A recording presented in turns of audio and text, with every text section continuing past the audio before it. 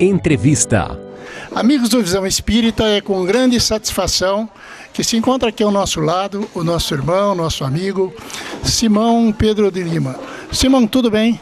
Tudo bem, graças a Deus. E espero que esteja bem com todo mundo. É uma satisfação nossa, dos nossos telespectadores, tê-lo aqui no nosso programa, viu, Simão? Você pode ter certeza. Simão, você tem alguns conteúdos de palestras, né?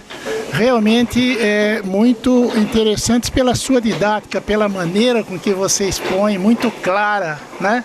E você, por exemplo, fala a respeito dos 3 tipos de espíritas. Que 3 tipos de espíritas são esses? Na verdade, Kardec é que assim diz, né? Ele diz espíritas experimentadores, espíritas, primeiro espíritas imperfeitos, espíritas experimentadores e espíritas cristãos. Isso advém da ideia que Kardec coloca no Livro dos Espíritos, na sua conclusão, de que o Espiritismo se nos apresenta sobre 3 aspectos distintos. O das manifestações, o dos efeitos advindos dessas manifestações e da aplicação desses efeitos na vida das pessoas. Por isso ele dizer então que existem os espíritas que creem nas manifestações, tem aqueles que entendem os efeitos dessas manifestações e tem aqueles que entendem os efeitos e aplicam esses efeitos no dia a dia. Você tem uma afirmativa que é o seguinte: grande parte dos espíritas dizem que o espiritismo veio para melhorar os espíritas, veio para melhorar as pessoas. Mas você diz que não veio para melhorar, e daí? Na verdade, ele propicia a melhora, né? Na verdade, quem diz isso é Kardec. É a conclusão de número 5 do Livro dos Espíritos. Ele diz: com o Espiritismo a humanidade entrará numa nova fase, a do progresso moral, que lhe é consequência inevitável, ou seja, a consequência de todo o aprendizado que nós podemos ter com os ensinamentos espíritas. Então, os ensinamentos espíritas nos esclarecem e, esclarecidos, nós nos melhoramos. Então, numa forma geral, sim, o espiritismo melhora as pessoas, mas numa forma mais profunda nós vamos entender que as pessoas, aprendendo sobre a realidade da vida por meio dos ensinamentos espíritas, se melhoram. Então o espiritismo é um propiciador da melhora individual a partir do entendimento do que nós somos e do que é a vida. Você poderia, aos nossos telespectadores, teve um conteúdo na sua palestra muito interessante. Você fala a respeito das perguntas do Livro dos Espíritos, a 23 e a 76. Muitos acham que são perguntas parecidas e você tem uma conotação de dizer da diferença delas. São 2 perguntas que perguntam sobre o espírito. A questão 23 pergunta o que é o espírito. A questão 76 pergunta-se que definição pode se dar dos espíritos. Aparentemente, numa corrida de olhos, nós vamos entender que é uma pergunta só, mas na verdade não. A pergunta 23, há um detalhe que a palavra espírito está escrita com E minúsculo. O que é o espírito? E a resposta foi o princípio inteligente do universo. Essa pergunta se refere à essência espiritual, ao elemento espiritual, porque ela está no contexto dos elementos gerais do universo, que lá na questão 27, Kardec os coloca: espírito e matéria, e acima deles, Deus. Então seria o elemento espiritual, o elemento material. Na pergunta 76, que definição pode se dar dos espíritos? A palavra espírito está com E maiúsculo. Ali se refere à individualidade, ao espírito, não princípio, mas à individualidade. E a resposta foi: são os seres inteligentes da criação, povoam o universo dentro e fora da matéria. Então, ali mostra que há uma evolução do princípio espiritual, o espírito, do princípio material, a matéria. E a pergunta que é o liame entre a questão 23 e a questão 76 é a pergunta 607 do Livro dos Espíritos, que fala da evolução e transformação do princípio inteligente, cuja resposta é ampla, é mais ou menos uma página de resposta, e aí eu já sugiro que os leitores deem uma lida e aprofundem um pouco nessa questão 607, que vai falar justamente dessa transição da 23 para 76, ou seja, do princípio inteligente para o individualizado espírito que hoje nós nos dizemos ser. Simão, fazer o bem parece que exige alguma coisa a mais do que não fazer o mal. O espírito Paulo de Tarso, numa mensagem que está grafada no Evangelho segundo o Espiritismo, no capítulo 15, que tem por título o capítulo e a mensagem, fora da caridade não há salvação, escreve o apóstolo Paulo o seguinte, no final do primeiro parágrafo: para fazer o bem é necessária a ação da vontade. Para não fazer o mal, bastam frequentemente a inércia e a negligência. O que quer dizer isso?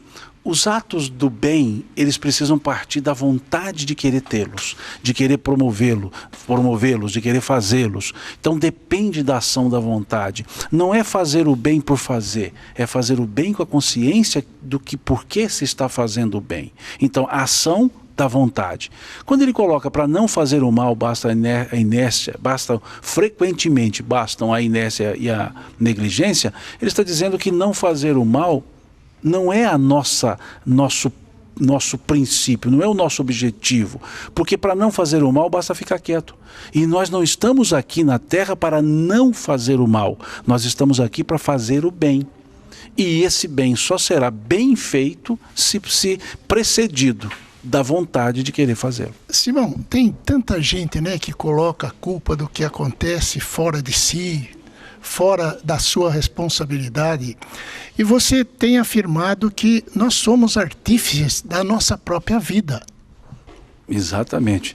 Deus nos criou simples e ignorantes, passamos a aprender e crescer. Então os atos são sempre nossos, as escolhas são sempre nossas. Podemos seguir ou não seguir as influências outras, mas o artífice sempre somos nós. Não há como dizer que alguém fez algo por mim ou para mim. Eu fiz, eu agi, eu não agi.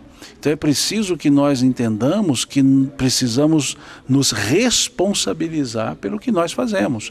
Não podemos transferir responsabilidades. Há situações que as pessoas podem até promover, mas eu é que vou reagir. Então a minha reação depende das minhas vontades, da minha forma de interpretar. Mas podem dizer, Simão, mas as pessoas me magoam. Não, as pessoas não nos magoam. O verbo magoar é um verbo pronominal, reflexivo. O que quer dizer isso? Ele é conjugado com um pronome. Eu me magoo, tu te magoas, ele se magoa. E assim segue. E não ele me magoa. O que eu posso dizer é que eu me magoei com ele, mas não ele me magoou. Porque a mágoa é algo que parte de mim para com a atitude do outro, não da atitude do outro para comigo. Então isso é reflexo da nossa responsabilidade. Então é preciso que entendamos que nós somos os artífices da nossa vida, criada por Deus, dada a nós para vivermos. Simão, nós sabemos que mudança de atitude é importante para todos nós, para o nosso progresso espiritual, mas mudar a atitude é tão difícil, né? E você tem uma historinha interessante dos pescadores. Eu gostaria a possibilidade de você contar para os nossos telespectadores essa historinha aí, como mudar a atitude. A premissa é que se nós queremos mudar os resultados, é preciso que mudemos as atitudes. Porque atitudes iguais levam a resultados iguais. Então, se quisermos atingir um resultado que nós nunca atingimos, nós precisamos praticar uma atitude que nunca praticamos, porque senão chegaremos sempre aos mesmos resultados.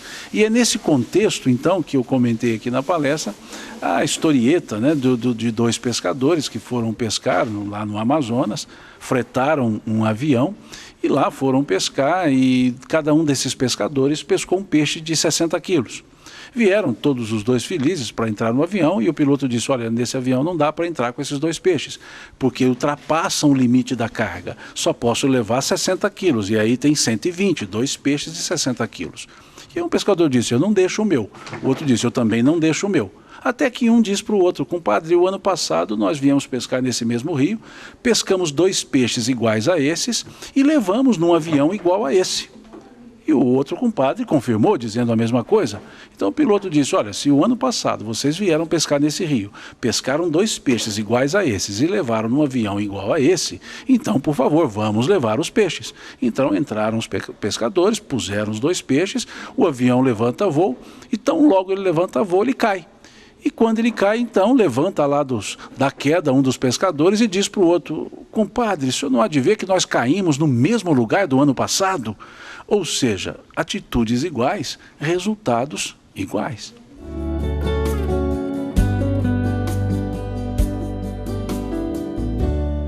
Livro dos Espíritos. Nós comemoramos 160 anos do lançamento de O Livro dos Espíritos, que é a obra primeira e a obra fundamental da doutrina espírita. É um livro que foi dividido em 4 livros dentro dele mesmo. O livro primeiro, que trata das origens, das causas primeiras. O livro segundo, que trata do mundo dos espíritos. O livro terceiro, que trata das leis morais. E o livro quarto, que trata das esperanças e consolações. E esse Livro dos Espíritos foi desdobrado em 4 outros livros para explicar os 4 livros contidos nele mesmo. O livro primeiro, por exemplo, das causas primeiras, Kardec escreve o livro A Gênese, para aprofundar nos assuntos que vão da questão número 1 até a questão 75. Depois, o livro segundo, que trata do mundo dos espíritos, do mundo espírita, Kardec escreve o livro dos médiuns e vai aprofundar nessa realidade espiritual que vai justamente ali da questão 76 até a questão 613. Depois, no livro terceiro, que são as leis morais, da questão 614 à questão 919, Kardec escreve o Evangelho segundo o Espiritismo e aprofunda nas leis morais. E, por fim, o livro quarto, que é das esperanças e consolações, Kardec escreve o livro O Céu e o Inferno, que trata dos assuntos que estão ali da questão 920 até a questão 1019. Então esse é o Livro dos Espíritos que traz para nós a filosofia espírita, que traz para nós, numa forma de perguntas e respostas, são 1019 perguntas e 1019 respostas desdobradas em outras perguntas. Esse é o livro que agora comemoramos os 160 anos. São perguntas que falam da nossa existência, da nossa essência, são perguntas que falam sobre Deus, sobre as leis de Deus, sobre a consciência. E dessas perguntas todas, importantes, óbvio, ressalto uma delas pelo contexto do que hoje aqui falamos na palestra, é a questão 919 do Livro dos Espíritos, que tem uma pergunta muito interessante, uma pergunta que diz: qual é o meio prático e eficaz para se vencer na vida e resistir ao arrebatamento do mal? E a resposta foi: um sábio da antiguidade já vô-lo disse, conhece-te a ti mesmo. Essa pergunta não encerrou-se nessa resposta, que é bela e profunda, uma resposta altamente filosófica, lá escrito no Templo de Delfos, pelo filósofo Pitaco, conhece-te a ti mesmo. Kardec desdobra essa pergunta e vem na 919A, dizendo o seguinte: entendemos a beleza dessa máxima, mas a dificuldade está justamente em nos conhecer. Como fazer? E aí o Espírito Santo Agostinho dá uma resposta de 1,5 páginas que eu convido a vocês a lerem. A lerem não só essa 1,5 páginas da questão 919A.